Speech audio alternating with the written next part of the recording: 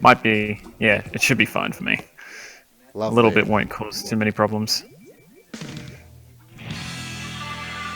Oh god, the audio. Alright. It's in sync too. This is great. This is a once-in-a-lifetime experience for me. That's perfect. Alrighty. It's interesting. It's interesting seeing multiple perspectives. This is actually my first time casting whilst looking at multiple perspectives. So let's see how we can go. So both teams are already starting to make their way to the center. Obviously, Koro taking a little bit more time to build up his special meter. Of course, coming very quickly for him. He has his special ready. He charges in. Is not going to pick up that kill. It was taken by one of his teammates. Of yellow. But he has the bubble though. That's going to be key for them. As Kiara will stay out on top, still survives, and CamoCat off to a great start here. Taking down the timer on the spot zones. He's going to go ahead and peek around the wall. Does spot out a couple members from HAO Moon. Taking a look onto their perspective, and we do see them. Someone, oh, 2 Krakens being activated by them. And unfortunately, though, the double Kraken's not really having any sort of effect. It seems they were popped very defensively. So at the moment, it's in full control of CamoCat as the timer begins to tick down past the 40-point marker. The bubble is activated, is able to pick up 1 kill for HAO Moon, but is going to go down immediately after it ends. And they're just very content to camp. And he's able to super jump away from the action before dying somehow with 2 bubble players around him. But the map is still fully in CamoCat's control.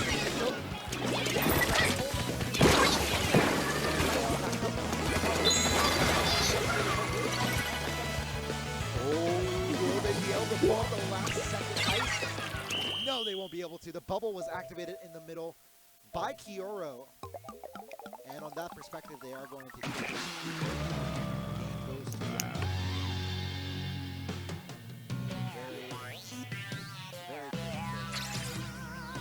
But either way, a quick game, and this one will be going to CamoCat's favor.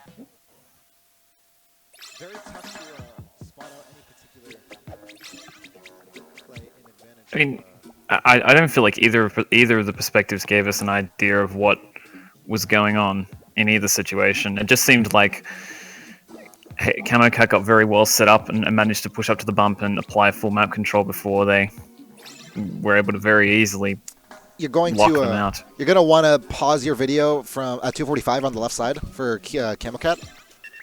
Because that one is the one that doesn't actually have any cuts in between. I'd rather have cuts in between so we can at least talk about what's happened. Yep. All right, I've paused it at 245. Okay. No weapon composition change coming in from HAO Moon. As CamoCat goes up. Anything you notice from this team? We see all invincibility specials, which is extremely aggressive. We see 2 Krakens and 2 Bubblers from both teams, and all of these weapons are capable now with the recent buffs to tenacity of building very, very quick specials. And I'm not so sure that it was a great choice for this map. I mean, we're going to be playing on tower control. Not having a Killer Whale or an Ixuka for ranged combat is going to make them very reliant on the E leader for HAO Moon. I've now paused my timer at 5 minutes on both, so... Oh, okay. I'll go ahead and pause. Alright, 3, 2, 1, go. Go. I forgot about that. I was just going to let it roll, and I was going to say, like, and here we are underway. Kind of, like, sneakily, like, get it out of the way. But, you know what? It's cool. We'll roll with that for now. Okay. Start to the game. It doesn't seem like too much is happening in the middle. Tom seems to spot that. But as soon as he spots that, he does have Caleb and CamoCat trying to get on him. Caleb will go down. Yeah, 52. The 96, sorry, they're very competently able to take them out. But the Splatterscope is able to pick up 1 and 2 kills on the opponent's team. So CamoCat now able to start setting up control. And they it's strange. Both teams seem to be trying to control different stages of the map. Very neutral at the moment. I mean, the tower might be pushing, but it doesn't seem like either team has a real grip on the map in any way. One player able to super jump away there for HM before being taken out by the Tri-Slosh of CamoCat. And they are now pushing it past the 65-point marker. He has his bubble ready. He's going to use that to protect the player on the tower. He's not going to be able to do it before the player is taken out. Not able to get the kill in the end on the Zinc Mini either. So possibly not the best timing there from Kyoro. Probably could have used that bubble a little bit smarter there. Maybe gotten up onto the grates and dropped down onto the tower to allow them a bit more push. In the end, HA Moon will be very, very satisfied to be able to stop that push at 60 points and begin resetting up. Going back to CamoCat's perspective, Kyoro here going to try to get back onto the tower in time. He might be able to get back to it before the lead goes in their favor, but instead of going towards the tower, he's going to opt for pushing back this middle part. Even with the wall in front of him, he's going to go for it and still go down, and his teammate still loses the lead in the meantime. A full ace coming out on top for HAO Moon. I'm not sure if that was the right play. I'm really not sure that the Tri-Slosher could have done much against a 96 gal pushing up with a splash wall in front of him. Now that we say that that tower is pushing past the 25-point marker, not going to have a bubble or any specials ready, and immediately as per my pre-game analysis, they have no they have no range and no method of stopping that tower whilst it's moving over that open sea, and it's now pushed to the 12-point marker. It's just very difficult to see them pushing it back from here. There is a Kraken now on the tower, even so for CamoCat, and that is going to be the last play going down, pushing it down a further 2 points to the 10-point marker. And I mean, I cannot see the wisdom in having an extra Kraken or a bubble over an Ixuka or a Killer Whale on this map. An instant stop of any pushes on the tower, and we're seeing it really hurt them right now. The bubble will come out on top. Kyoro not able to activate in time, or at least I don't believe he actually had his bubble available, so he will go down in that instance. And CamoCat not having the offensive they'd like to. In the meantime, speaking of offensive, we see on offensive on HAO Moon's perspective, specifically Calm. And he's going to be able to move this one even further up before getting taken down right above him on the grates is Sanma. The 96 gal able to take him out, and one more. So it's a 2v1 occurring right now. No, that's now a yes, it is a 2v1 in their favor, and even so, as they move back towards the mid zone, CamoCat is just faced by a sea of enemy ink in their face. We do see Kyoro attempting to throw some disruptors out. And he's somehow, okay, sorry to interrupt you, but our player Calm here somehow stays alive between the Killer Whale and the wall and gets someone, spots them out from CamoCat, who had certainly not been suspecting him surviving there. He's going to stay alive for a little bit. Excellent patient plays there from Calm from HM. And right now, just very content to lock down this map and keep control over this left-hand elbow side. I mean, there isn't really much that they're going to do. They're not going to be pushing that tower very far. He almost does another Kraken ready, just needs to get one more shot of ink out, ready to go and stop any tower pushes. He is going to be able to take down one, maybe two. No, not just yet. He does at least assist on a kill. That's 2 down for CamoCat. And our player for HAO Moon here, Calm, is in a very good position. HAO Moon being in the pink, CamoCat in the light green. And now for the last 25 seconds left, they just simply need to hold on, and with a Kraken and potentially a bubble available as well. That shouldn't be too hard, but I believe both teams have their fair share of invincibles, and it's going to be a bloodbath, to say the least. Kraken activated here. One going down. Sanma not able to escape in time. Bubble activated.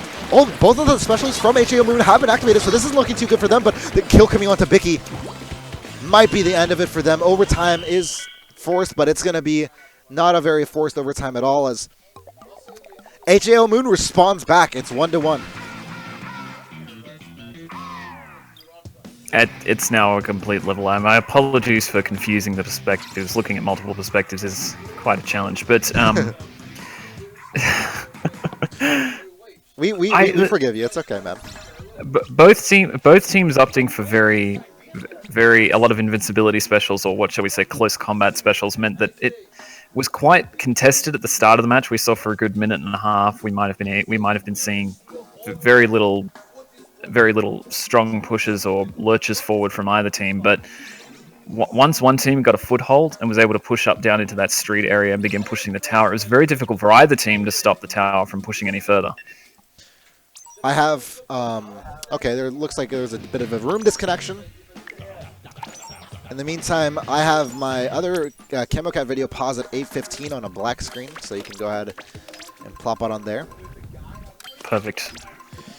So far, very much what I've expected it to be. Even contention between the two Japanese teams who have proven to be, in my opinion, a little bit of ahead of the game of some of the other ones. But yeah, still waiting for... Oh, it seems like... Okay. Maybe a little bit of a slip in the buttons for our player comm here.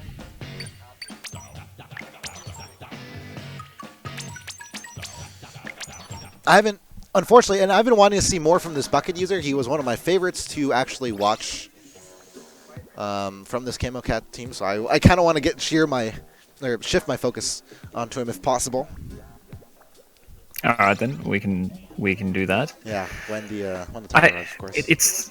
It's hard when you're using a weapon as special reliant as a tri-slusher. Games can go very, very good or very bad. There's nothing wrong with getting pushed back into your base because it gives you the opportunity to activate your bubble and push back against the any enemy players that have overextended.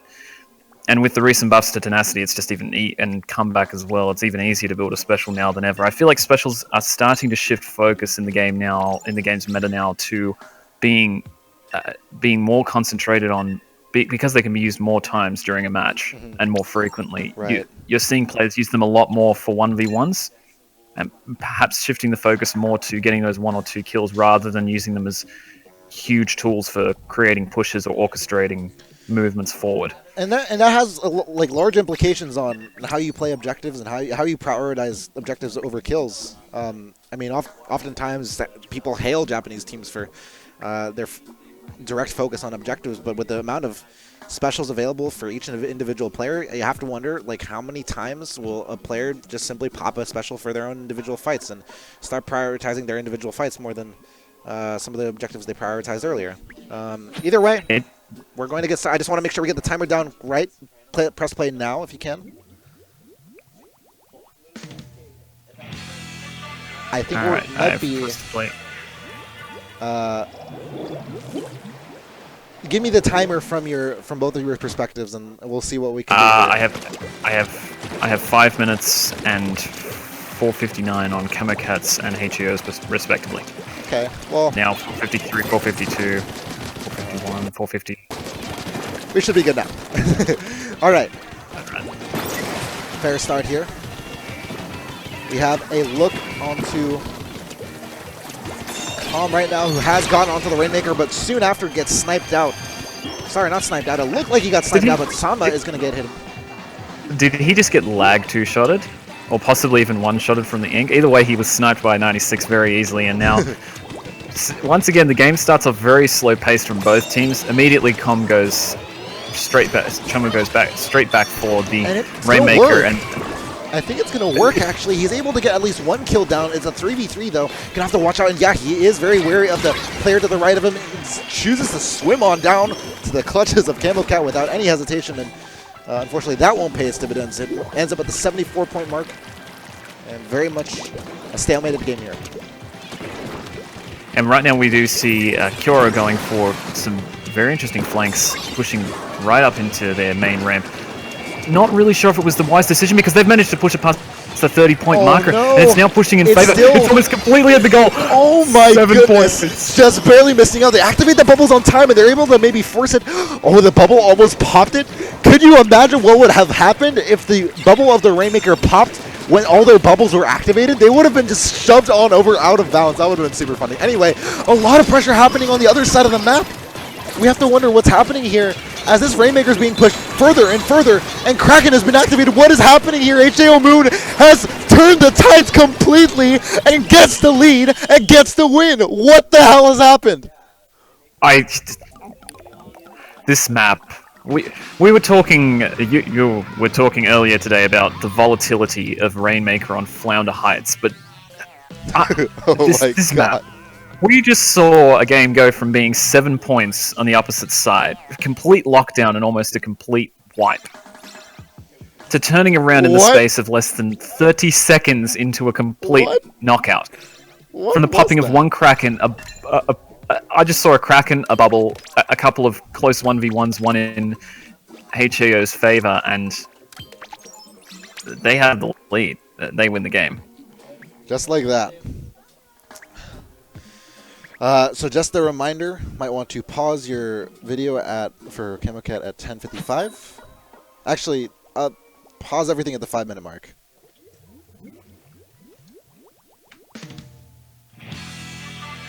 Okay, it looks like they both jumped in this next one, so give a second.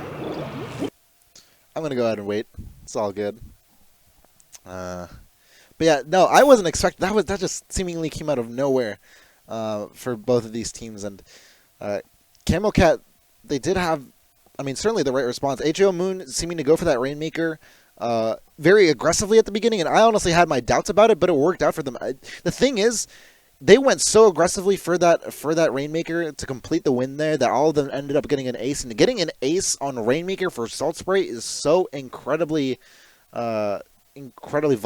I mean, we've mentioned volatility time and time again. It's Rainmaker definitely not being anything close to an exception for it, but especially observed on that map. Okay, I'm paused at 5 minutes for some of this. Are you ready? I'm paused at 5 minutes for both matches. Are you ready? 3, Give me the 2, counter. 1, go. Perfect. And we're off, and both teams immediately making their way for Black Belly Splat Zones. We see Chomu going down to the right-hand side, establishing full control with the 96 Deco. That's what makes this weapon so good. He's able to pick up the kill on the sniper. He's going to immediately advance, get one hit, not able to complete the kill before he decides to shy away from the disruptors. But that's 2 players now going down for CamoCat, and now HAO Moon has pushed up and is controlling both zones very competently, both sides. This sniper has moved up to the top mid position as well. Very aggressively pushing forward. He's got his Kraken ready to go, and he's going to spot 1 or 2 players coming up. That suction bomb was very close to getting his life. That suction bomb, of course, landing on top of the wall, instantly exploding, but not exactly getting the kill onto him. Calm here has the echolocator onto him. He's going to have to watch out, but he does have the Kraken on his side. Forces the super jump back from CamoCat, and now looking for blood as it looks like HAO Moon has some momentum in this game. Oh, double kill, nice job. With how did he see that player up on the plate? He's going to be taken out by the burst bombs, but not before taking out those 2 players, allowing them to just continue to maintain this control of both sides. At the moment, we do see CamoCat Kyoro trying to push up to top mid. Is going to be able to take out 1 player and is going to immediately start pressuring the sniper and putting ink down for his teammates to move up. He's up into their maze wall. This is not a good position for HAO Moon to have the Tri-Slosher pushing up into their maze wall. He's going to try and ink their zone.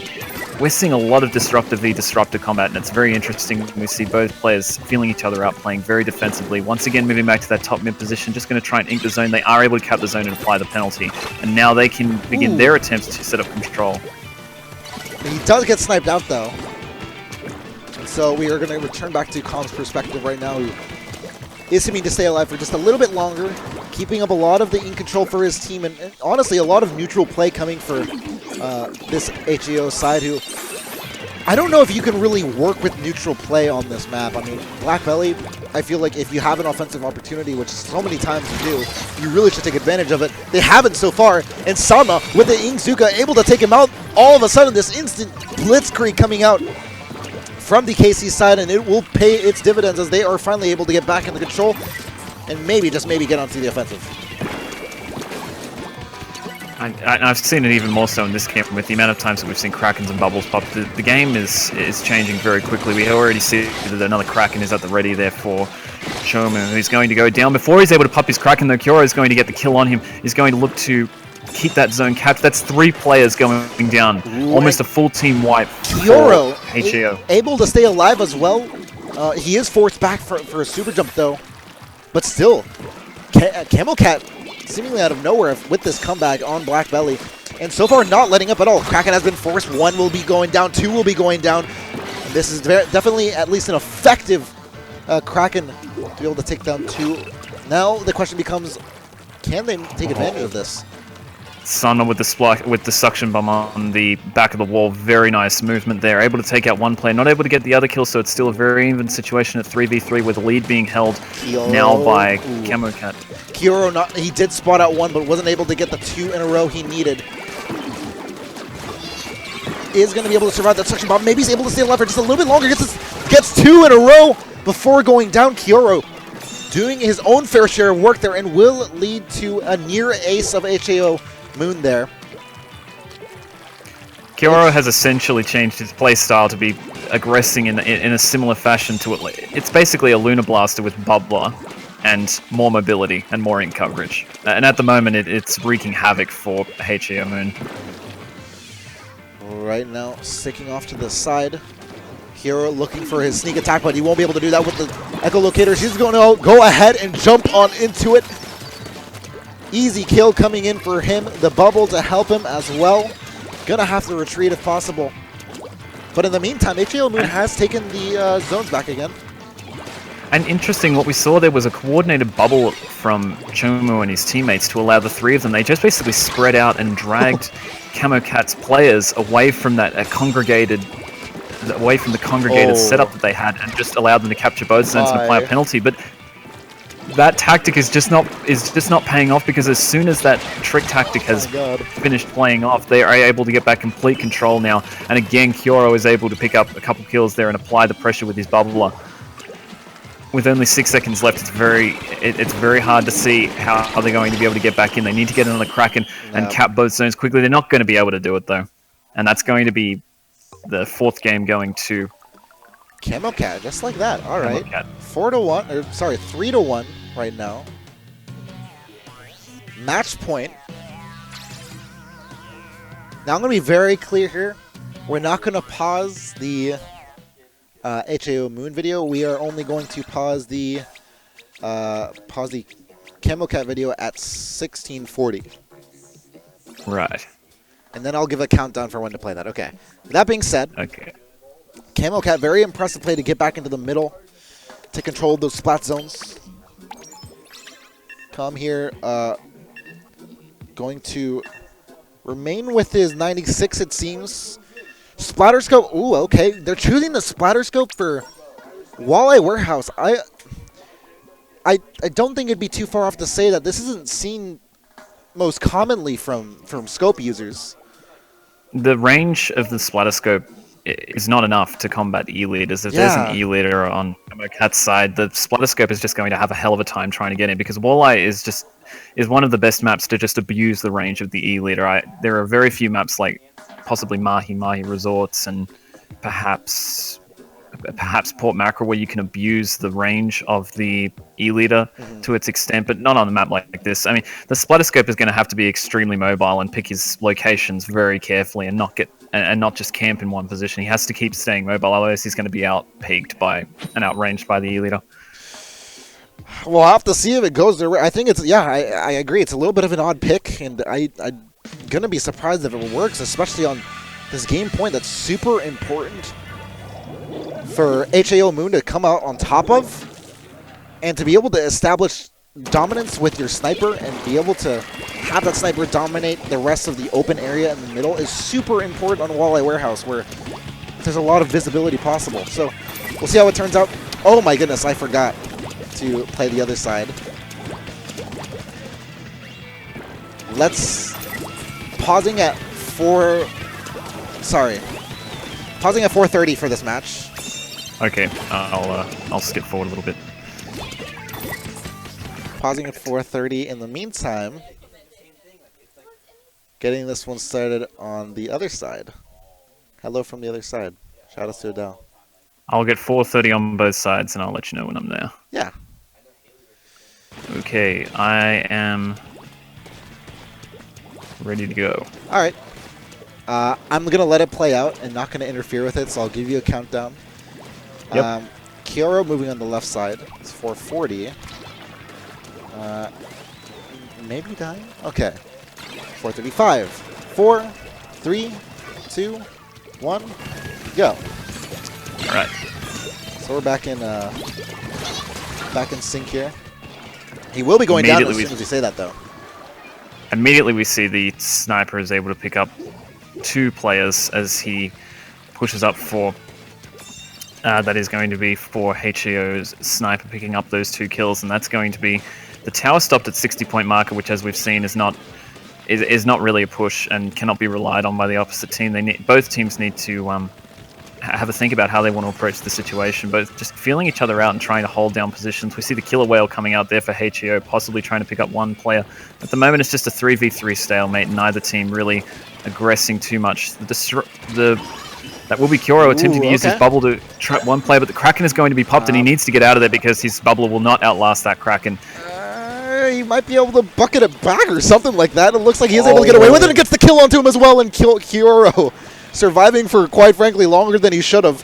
He does see, I thought I saw some hit markers, but a bubble being activated to the right side of him, and he's going to have to evade this one. Climbs over the wall, maybe able to survive this for a little bit longer, and yes, he is, maybe enough to recover. Not going to choose to super jump on back, and instead use the advantage. Excellent use of elevation to avoid the shots of the Zinc Mini, but going to go down in the end.